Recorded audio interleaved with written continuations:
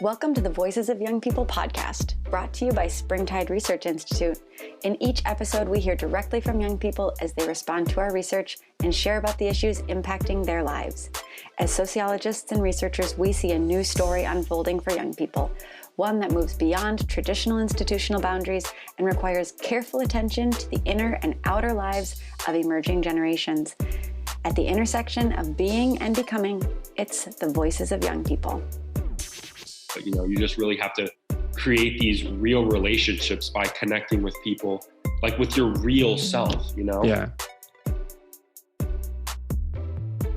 Hi, everybody. This is Josh Packard, Executive Director of Springtide Research Institute, and you're listening to the Voices of Young People podcast. This is season 2, and in season 2, we're talking all about our new book, Meaning Making, the 8 Values That Drive America's Newest Generations. So in each episode, we'll be taking one of the values that we discuss in the book and really digging into it from one young person's perspective. The overall goal here is really just to sort of bring to life these values that are so important for instructing us about how we can build organizations that really get the sort of devotion and commitment that we're looking for from young people. Because what we keep hearing at Springtide is that young people are looking for organizations that embody these values so they can authentically join them and be a part of them with their whole selves and commit to them.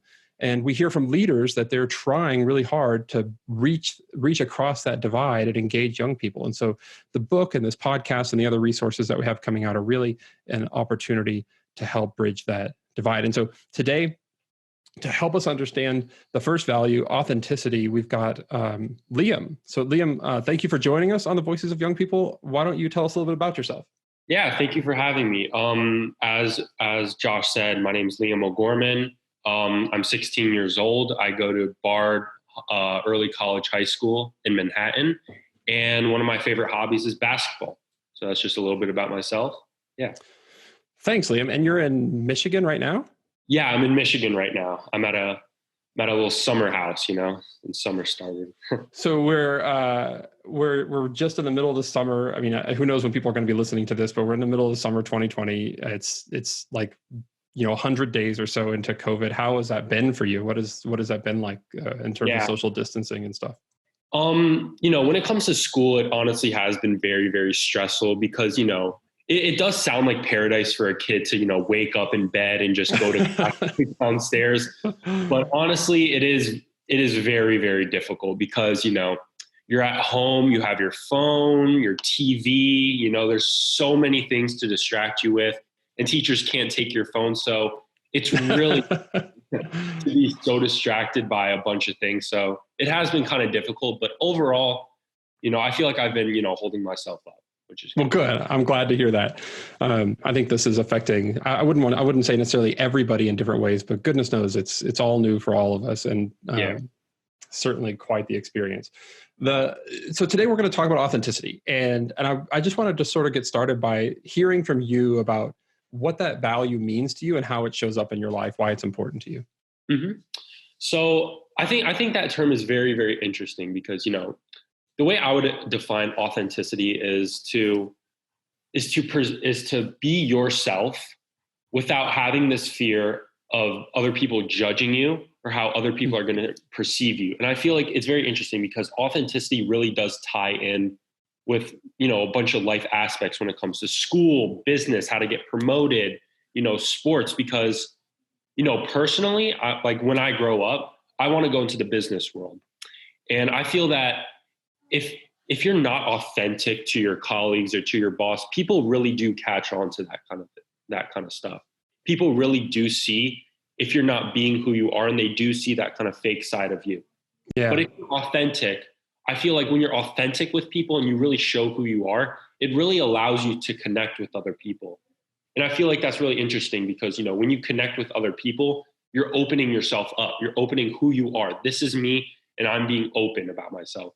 And once you do that, it really, helps people create bonds with you, friendships, relationships. It really gets people to know who you are. Because if you're creating this kind of fake image, I'd like to call it sugarcoating, this fake image of yourself, then people don't really want to connect with you. They don't really see who you are for. Yeah. Well, that's really interesting, Liam. So I think about, my father and his generation, my parents, and there seemed to be this very distinct divide, that there was like work life and then like outside of work life. And one of the things that we kept hearing in meeting making, and I think I'm hearing you say now, but I want you to correct me if I'm wrong, is that having that distinct divide feels inauthentic. Over half of the people in our survey said, the young people that we surveyed for this book told us that people should get to be exactly who they are, even at work. That there shouldn't be this artificial, like, okay, this is who I am at work and this is who I am at home. Is that what you mean by authenticity in the workplace as you make that connection to the working world? Yeah, that is what I mean. Obviously, you do have to be professional sometimes when you're at work, but still, like, if you're just creating this image that isn't you, and you're just being a little too professional and not friendly with your colleagues, then you just can't really build real relationships with people. And it's kind of difficult to constantly create this image of yourself that's just not you. And, it can get very stressful when you're with your colleagues and, with your friends. So if you're just yourself, you just relax, you feel stress-free, you're not really worrying about anything. And yeah. And so tell me why. So I totally understand all that. I mean, I think that makes a lot of sense. But why is that important? So, it says, you say that it makes you more comfortable and you can form relationships with people more easily if you're being authentic. What is so vital or crucial about being able to do that? I mean, I can sort of hear, I think, the echoes of older generations in my head of like, you don't need to have relationships with them. You just show up and you do your job and you go home. Mm-hmm. Yeah. Well, that's actually very interesting because, I'm going to kind of talk about how, being yourself can also get you promoted in a job, how you can earn more money. Because I feel like the one way to really rise up into a company, let's say you're working for a big company, usually like there's a big trend. A lot of like the big CEOs and a lot of the big people, they're not necessarily the smartest people, right? They don't know every single date in history. They're just very easy to talk to.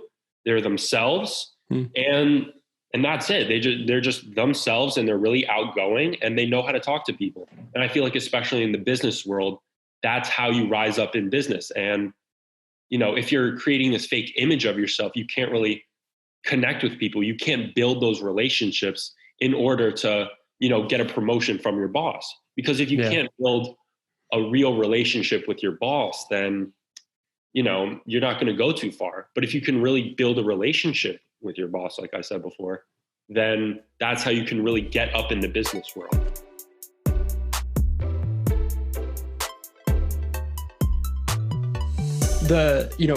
These are all values, right, that we hold, and values are always things that we are negotiating and contesting in our lives in this way of like, sometimes it can be a challenge to live into our values.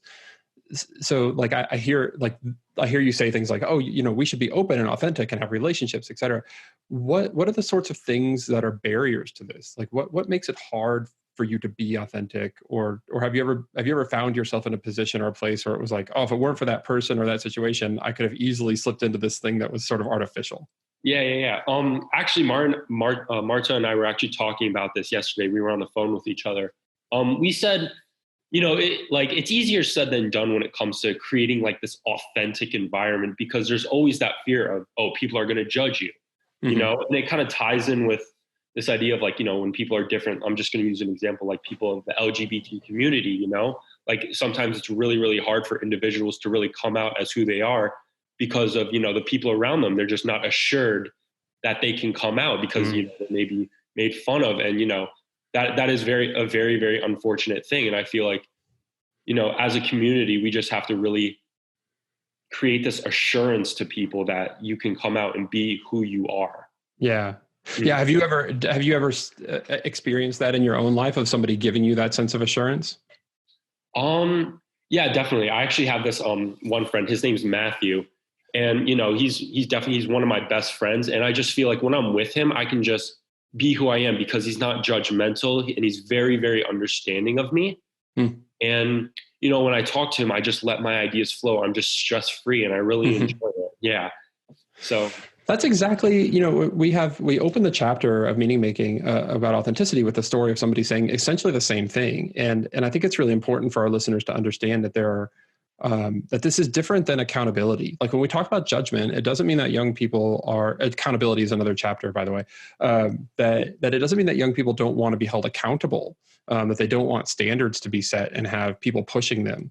But they also want, like in this authentic sense, they want that accountability without judgment, so that like, assuming that the effort is there and I'm trying and I want to get better and I want you to push me and I want to achieve that goal or whatever it is, but not that it's a reflection on sort of like your internal character. So you're 16. I know a lot of people would be inclined to sort of dismiss maybe the things that when you say like, oh yeah, I've experienced this before in my life, but that's not what we do here at Springtide. I'm really curious about sort of how the organizations or leaders that you've been a part of, how have they conveyed to you or established this like authentic value that you clearly care about so much and have thought so much about? Like, what are there specific examples of people that have the things that people have done?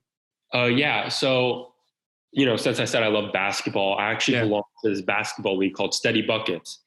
And I feel like, this is Steady Buckets is a program. It's a free program for all ages to play basketball. It's equipment. I love the program a lot.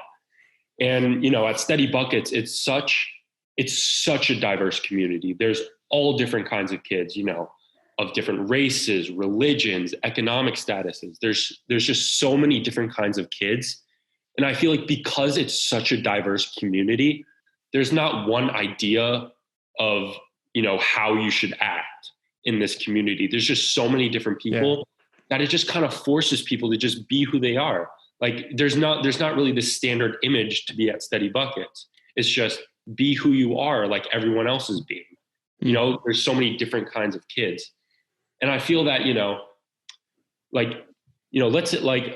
it's not that simple though. Like you could, honestly, you could stick a bunch of people in a subway, all different types of people, but that wouldn't necessarily, connect them because, there's people on the subway and stuff in New York City, since I'm from New York, and, they don't talk, they don't connect. So I feel like, especially in a community, like a diverse community, there has to be some kind of connecting force, some like driving factor to bring everybody together. And, I feel like at Steady Buckets, it's through basketball. Everybody's different there, but at the same time, everybody loves the game of basketball. So that's how everybody kind of connects through this connecting factor. Yeah, almost. It's like just like diversity isn't enough, right? Like you need a common cause and you need leadership to remind people of sort of like what you're all here doing. Exactly. I think it's a really important point to remember, because I think sometimes we, as leaders, who are sort of maybe new to the push on these values, you can think like, oh, I'm just gonna tell people, like I'm just gonna like be who you are, like, but that's not enough, right? You have to demonstrate it. Mm-hmm. And I think, and that's a really crucial component of what you're illustrating, is that people have to be sort of like modeled into doing that from leadership and from the structure itself. It's COVID and social distancing. How are you playing basketball? Are you getting to do anything? There's actually a basketball court over here, and there's not too many people in this little town that I'm in. I'm in Glen Arbor right now, Michigan. It's like a little town. So I sometimes shoot hoops, so it's not too bad. So. But it's not the same as getting to play. Definitely not. No, I can't really play with anybody else, but I'm just, playing around just by myself, but it's kind of nice. Yeah.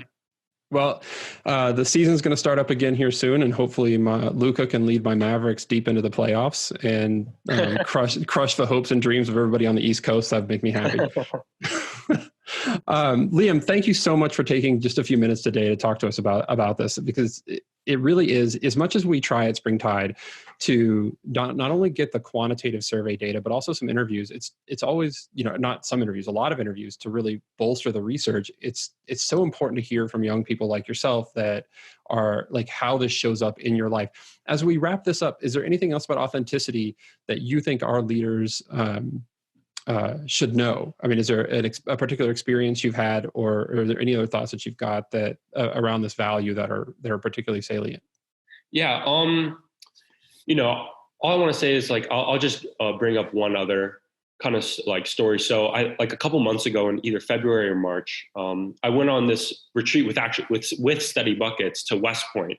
It was like a leadership seminar. And I remember I asked one of the cadets there, I was like, how do you get people to how do you get people to follow along with your lead? Like, how do you lead people that don't really necessarily want to be led, or how do you like engage them? That's a great question. Like I was saying before, that's a really interesting question, because he said, you really have to connect with people. You have to assure them that you're going to be there for them. You have to assure them that they can be themselves and that they should, follow along with you. And, yeah. That's interesting that it would, you wouldn't think of that as coming from somebody who's in a system as bureaucratic and hierarchical as the military. I mean, that must have taken you by surprise to hear him say that. Yeah, honestly, yeah, because it's really the standard, but you just really have to create these real relationships by connecting with people, like with your real self, Yeah. Mm-hmm. Yeah. Well, Liam, thank you so much. This has been incredibly enlightening. I really appreciate your time. Yeah, thank you so much. I really did like this. Thank you. It's nice to just kind of get all this kind of stuff out here. It's really nice. Thank you. Great. Visit springtideresearch.org to hear more voices of young people and purchase our latest book, Meaning Making: 8 Values That Drive America's Newest Generations. Sign up for our newsletter and be the first to learn about our upcoming research, including the 2020 State of Religion and Young People report coming out this fall. Today's show was produced by Marta Abuaji and TJ Birnbaum, with original music by high school student Christian Unthank. Special thanks to our guest today and all the young people whose perspectives and insights make our research possible. Remember to find us on social media at WeAreSpringtide and share your own story with the hashtag #ShowUpForYoungPeople. Thanks for listening.